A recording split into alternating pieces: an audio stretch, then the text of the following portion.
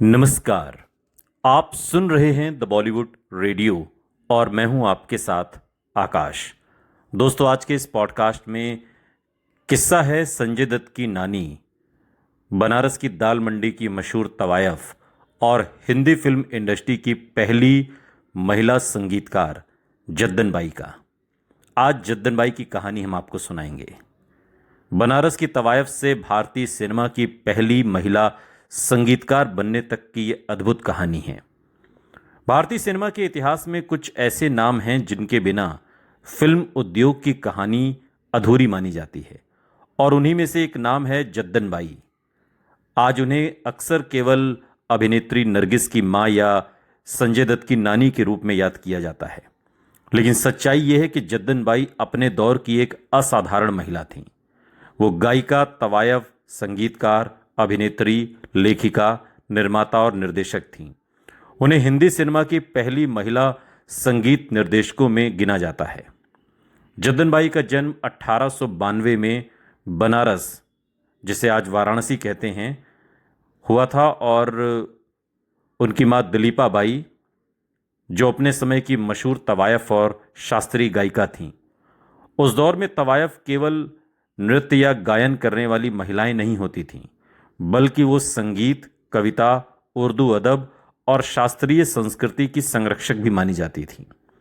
Jaddan by ने बचपन से ही संगीत और ठुमरी की दुनिया देखी। उनकी परवरिश ऐसे माहौल में हुई जहां महफिलें सजती थीं, बड़े जमींदार और रियासतों के राजा आते थे और संगीत को सम्मान हासिल था।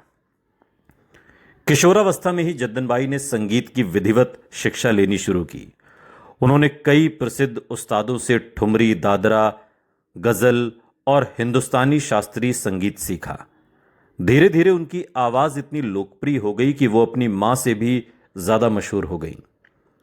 कलकत्ता और बनारस की संगीत सभाओं में उनका नाम सम्मान से लिया जाने लगा।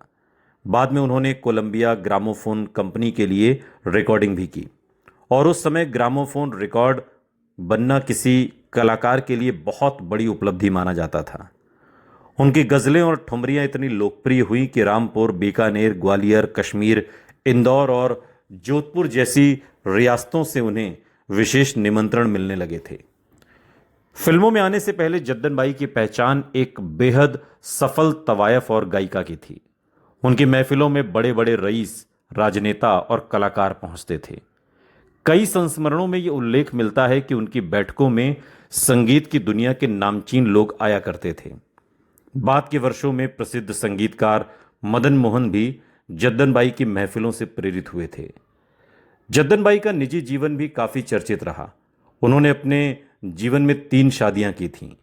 उनकी पहली शादी गुजराती कारोबारी नरोत्तम दास खत्री से हुई, जिन्होंने विवाह के बाद इस्लाम स्वीकार कर लिया, और इस विवाह से उनके बेटे अख्तर हुसैन हुए।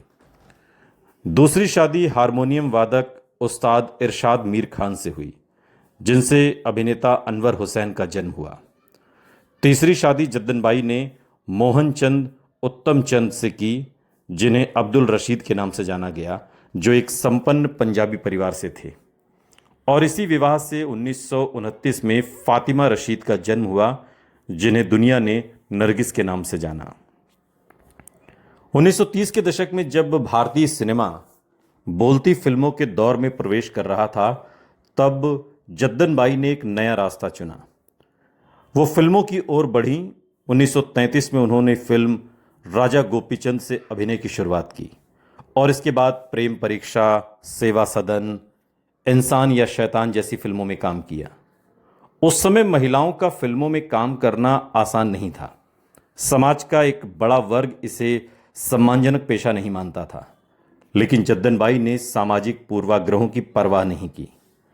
फिल्म उद्योग में कुछ वर्षों तक काम करने के बाद उन्होंने अपना खुद का बैनर संगीत फिल्म्स स्थापित किया। यह उस दौर में किसी महिला के लिए असाधारण उपलब्धि थी। उन्होंने फिल्म तलाशे हक 1935 में बनाई, जिसमें अभिनय भी किया और संगीत भी दिया। यही वो फिल्म मानी जाती है जिसने उन्हें हिंदी सिनेमा की पहली महिला संगीतकारों में शामिल किया। तलाशे हक का एक और ऐतिहासिक महत्व है। इसी फिल्म से उनकी बेटी फातिमा रशीद ने पहली बार पर्दे पर काम किया। उस समय उनका स्क्रीन नेम रखा गया था बेबी रानी। यही बच्ची आगे चलकर नरगिस बनी और भारतीय सिनेमा के इतिहास की सबसे महान अदाकारा में से एक। इसके बाद जद्दनबाई ने मैडम फैशन, हृदय मंथन, मोती का हार, जीवन स्वप्न जैसी फिल्मों का निर्माण, निर्देशन और संगीत निर्देशन किया। वे उन गिनी चुनी महिलाओं में थीं जो एक साथ लेखक, निर्देशक, निर्माता और संगीतकार की भूमिका निभा रही थीं। आज जब महिला फिल्मकारों की चर्चा होती है तो जद्दनबाई का नाम बहुत कम लिया जाता है, जबकि उन्होंने ये काम लगभग 90 साल पहले किया था। 1930 और 1940 के दशक में जद्दनबाई का घर कलाकारों का अड्डा माना जाता था। वहां संगीत की महफिलें सस्ती थीं और फिल्म जगत के लोग आते जाते थे। कई संस्मरण ये बताते हैं कि उनकी उपस्थिति इतनी प्रभावशाली थी कि फिल्म जगत के बड़े बड़े लोग भी उनका सम्मान करते थे। अभिनेत्री शम्मी ने एक इंटरव्यू में कहा था कि जद्दनबाई बेहद सख्त थीं लेकिन स्नेही स्वभाव की थीं। नई लड़कियों को फिल्म उद्योग में सावधानी से रहने की सलाह देती थीं। जद्दनबाई ने अपनी बेटी नरगिस के करियर को भी बहुत सोच समझकर दिशा दी। जब आर्थिक परिस्थितियां कमजोर होने लगी तो नरगिस को किशोरावस्था में ही फिल्मों में काम करना पड़ा। बाद में महबूब खान की फिल्म तकदीर ने नरगिस को बड़ी पहचान दिलाई और इसके बाद बरसात, आवारा, श्री 420, मदर इंडिया जैसी फिल्मों ने नरगिस को सुपरस्टार बना दिया।